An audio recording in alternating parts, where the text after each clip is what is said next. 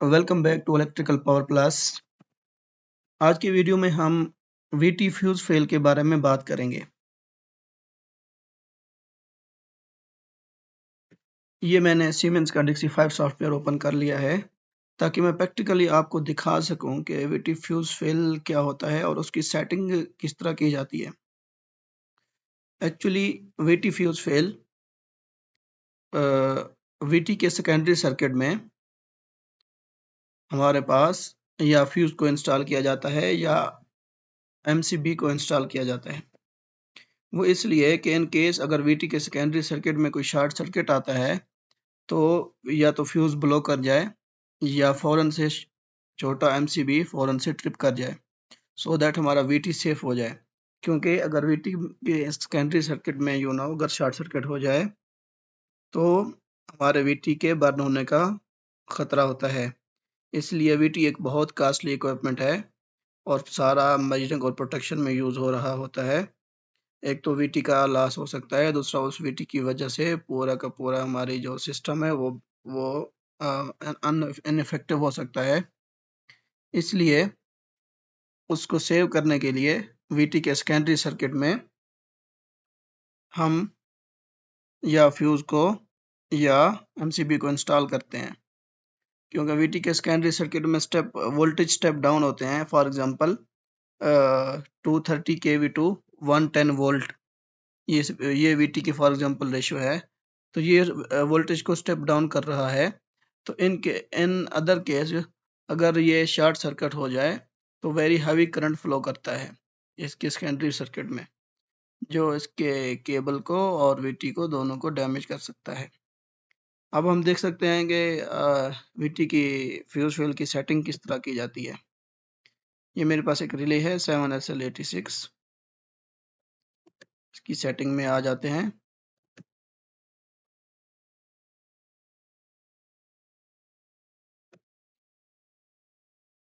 ये देखें, ये ऑप्शन है जी। हमारे पास फंक्शन ग्रुप है लाइन और फंक्शन ब्लॉक है measurement V fail detection. It mean measurement V T fail detection. इसको ओपन कर लेते हैं।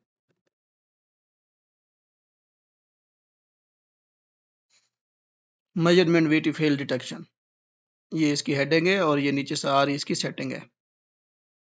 इसके मूड में हमारे पास कौन से ऑप्शन है? On, off, test. तो इसको हम तीनों मूड सेलेक्ट कर सकते हैं। ऑफ कर देंगे तो ये काम नहीं करेगा, ऑन कर देंगे तो ये काम करेगा, टेस्ट कर देंगे तो हम इसको ड्यूरिंग टेस्टिंग टेस्ट कर सकते हैं। सेकंड ऑप्शन है जी asymmetric fail drop out on network fault. ये ऑप्शन है for example asymmetric fail dropout. First, we need to understand what is asymmetric fail dropout on network fault. Asymmetric fail mean ये symmetric सीटी का जो failure है वो symmetric नहीं होगा। Symmetric mean 3 phase failure, okay. Asymmetric mean not 3 phase, it mean single phase हो सकता है या 2 फेज हो सकता है, okay. So asymmetric fail drop out it mean single phase या 2 फेज अगर फेलियर आए वो ड्रॉप आउट हो जाए, कब हो जाए? On network fault. अगर रिले नेटवर्क फॉल्ट डिटेक्ट करती है तो हमारा सिंगल फेज या 2 फेज अगर वीटी फेल आ रहा है तो वो ड्रॉप आउट हो जाए या ना हो जाए, उसके लिए क्या सेटिंग रखनी है? यहाँ पे नो रखा गया है। इट मीन वो ड्रॉप आउट ना हो, वो फेल ही रहे, okay. Next, asymmetric fail time delay. For example asymmetric fail मैंने आपको ऑलरेडी एक्सप्लेन कर दिया कि या सिंगल फेज होगा या 2 फेज होगा। अगर ये फेलियर आता है उसके बाद रिले ने इस फेलियर को ऑपरेट कराने में कितना टाइम लेना है, ये उसकी सेटिंग है जी। 10 second, okay. 3 phase failure phase current release. इस पैरामीटर को एक्सप्लेन करने से पहले ये नीचे सब 3 फेज का आ गया। 3 phase, 3 phase, 3 phase, 3 phase, 3 phase. Single phase का सिर्फ 2 है, लेकिन इसमें हमें सिंगल फेज की थ्रेशोल्ड नहीं दी गई। फॉर एग्जांपल एक थ्रेशोल्ड वैल्यू होती है, जैसा कि ये 3 फेज के केस में दिया हुआ है 16 वोल्ट। इसी तरह सिंगल के फेज के केस में कोई वैल्यू हमें नहीं दी गई जिससे मालूम कर सकें कि कितने वोल्टेज ड्रॉप होंगे तो हमारे पास वीटी फेल ऑपरेट होगा, मेजरमेंट वीटी फेल ऑपरेट होगा। तो ये सीमेंस की रिले है। सीमेंस में मोस्टली यहाँ पे इस रिले में और मोस्टली एसिमेट्रिक फेल जो है सिंगल फेज और टू फेज, उसके लिए एक फिक्स्ड परसेंटेज रिले के अंदर सेट की गई है, जो कि हम यहाँ पे उसका कोई ऑप्शन नहीं है, और वो परसेंटेज है a negative sequence to positive sequence voltage एक ग्रेटर देन और इक्वल टू 40%। हमारे वोल्टेज इतने ड्रॉप हों कि हमारा जो नेगेटिव सीक्वेंस वोल्टेज है वो हमारे पॉजिटिव सीक्वेंस वोल्टेज के 40% को रीच कर जाए। 40 और अबव अगर नेगेटिव सीक्वेंस वोल्टेज चला जाएगा पॉजिटिव सीक्वेंस से, तो हमारी जो रिले है वो एसिमेट्रिक वीटी फेल को डिटेक्ट करेगी। ओके। और अगर हमारे वोल्टेज इतने ड्रॉप नहीं हुए कि हमारा जो नेगेटिव सीक्वेंस है वो पॉजिटिव सीक्वेंस को reach negative sequence positive sequence के 40% को रीच नहीं हुआ, तो सिंगल फेज या two phase VT fail detect relay नहीं करेगी। ओके। अब नेगेटिव सीक्वेंस कैसे निकालेंगे, वोल्टेज जीरो सीक्वेंस कैसे निकालेंगे, पॉजिटिव सीक्वेंस कैसे निकालेंगे, इसकी सेपरेट फार्मूले अवेलेबल हैं, आप उनको देख के वहां से कैलकुलेट कर सकते हैं, और मैं भी इसके ऊपर एक वीडियो बनाऊंगा। दूसरा ये है जी, अब थ्री फेज की बात करते हैं। Three phase fail, phase current release 0.125 ampere. ये कंडीशन है कि जब आपकी line for example normal condition में चल रही है तो उसमें कुछ करंट चल रहा होगा। ओके। तो यहाँ पे एक मिनिमम वैल्यू सेट की गई है करंट की कि एट लीस्ट वीटी फेल तब डिटेक्ट होगा जब इतना करंट लाइन में चल रहा हो 0.125।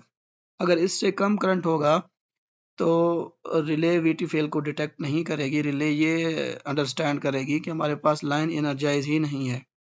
रिले ये अंडरस्टैंड करेगी कि जब करंट नहीं है, वीटी के फेल के केस में, थ्री फेज के केस में क्या होगा कि वोल्टेज डाउन हो जाएंगे। ओके।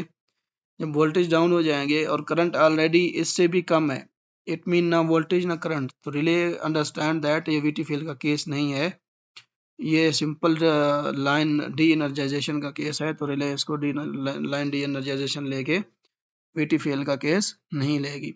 इसलिए जब भी हमने वीटी फेल को टेस्ट करना है तो हमने मिनिमम करंट इतना रखना है ताकि हमारे पास जो रिले है वो समझ सके कि हमारे पास लाइन एनर्जाइज है, हेल्दी है, सिर्फ वीटी फेल का केस आया है। इसी तरह three phase fail, phase current jump. Okay. 0.125।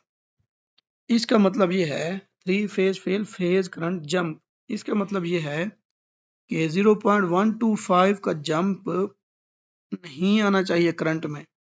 For example हम वीटी फेल को टेस्ट कर रहे हैं या इन एक्चुअल पोजीशन रिले चल रही है, लाइन चल रही है, जब भी वीटी फेल का कंडीशन आई, फॉर एग्जांपल ये three phase failure V A B C 16, अब for example phase to phase voltage 16 है, जब भी 16 से वोल्टेज डाउन हुए, थ्री फेज वोल्टेज की बात कर रहा हूँ, V A B C, okay, phase to phase 16 volt से डाउन हुए, उस टाइम अगर साथ में इतने करंट की वैल्यू में भी जंप आया, फॉर एग्जांपल करंट पहले चल रहा था 250 और 250 से एकदम 125 हो गया, या पहले चल रहा था 500, 500 से 125 माइनस करें तो ये हो जाएगा जी 375, 375 पे करंट आ गया, मतलब इतना 0.125 जंप आया या इससे ज्यादा जंप आएगा करंट में during the VT fail condition, तो तब भी रिले वीटी फेल नहीं लेगी। क्यों?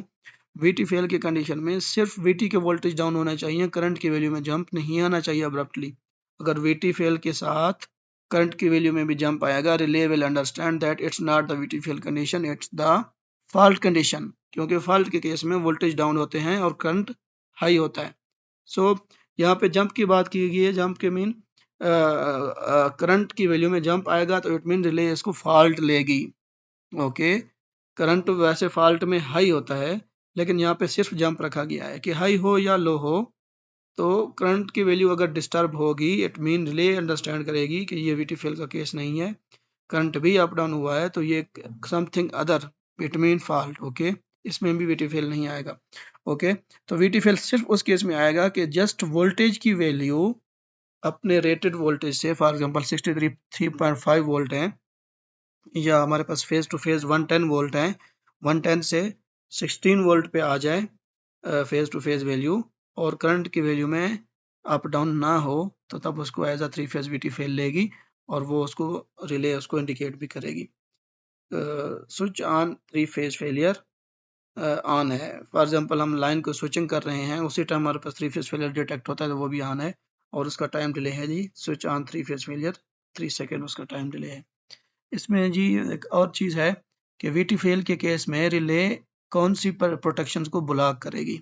ओके, तो रिले हमारी जो रिले है इसमें 3 प्रोटेक्शंस हैं, जो मेन प्रोटेक्शंस हैं वो वीटी फेल के केस में ऑटोमेटिक ब्लॉक हो जाएंगी, और बाकी जो प्रोटेक्शंस हैं उसमें हमारे पास ऑप्शन रहेगा कि हम अगर वीटी फेल आए वो प्रोटेक्शन ब्लॉक हो या ना हो।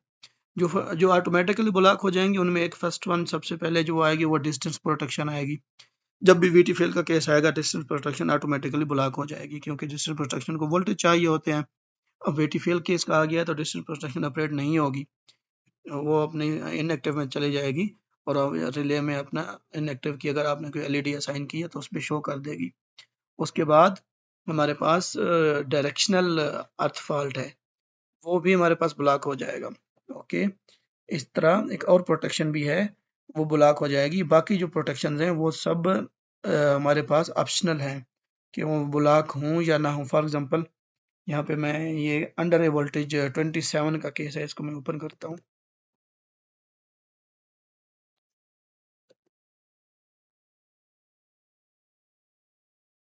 अंडर वोल्टेज के केस में आप देखें, ये मैंने कर्सर लेके गया mouse, block by measurement voltage failure, yes.